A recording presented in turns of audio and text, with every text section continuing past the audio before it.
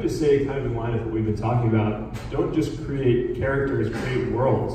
Really create all the different pieces of a world, from the language to the heroes to the conflicts. It sounds ridiculous because we're talking about movies or books, but that's what brands need to be doing these days. It really is authentic to create an entire new universe for your customers to actually inhabit, so they can learn about you and your brand and your company.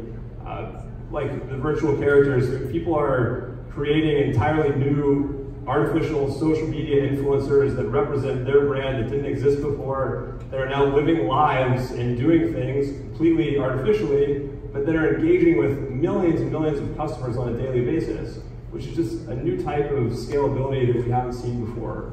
So I would say create worlds, don't just create characters and tell great stories. Lori. Well, I think sometimes we forget that we're all carrying the gene for story, and that we respond as human beings in situations ourselves. And so don't throw that out as a marketer. Like, remember that you experience story. You have a Darth Vader and a Luke Skywalker in your life. The story is everywhere, and so don't forget about your own experience with things as you're creating them. Don't think that you're outside of the storytelling that you're creating for your customers. You're a human being, and so trust your instincts. Amanda. Absolutely. So I would say focus on the relationship aspect of it, not just how you're engaging, but the relationship and how you're adding value through that relationship over time. So it's not just the character, it's not just the world, it's not just, in a sense, your idea of it. It's how is that actually being communicated, and how quickly is that being communicated? Because communication is moving even faster. We're going from asynchronous to just real-time communication now. So just think about how you can actually engage those individuals through that relationship, adding more value to them in their lives outside of just one product.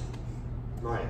I'll give you from an enterprise lens. I think we need to get out or be comfortable moving outside of our traditional swim lanes within marketing. We need to think much more holistically. So again, focusing in on the relationship and the customer, and using all the different types of techniques that are out there more holistically end to end to drive and wrap an entire experience around that customer, versus things that are top of funnel, mid funnel, bottom funnel, all those kind of traditional paradigm. I think they start to get pushed out of the way, or maybe orchestrated slightly differently as we evolve to the experiential side.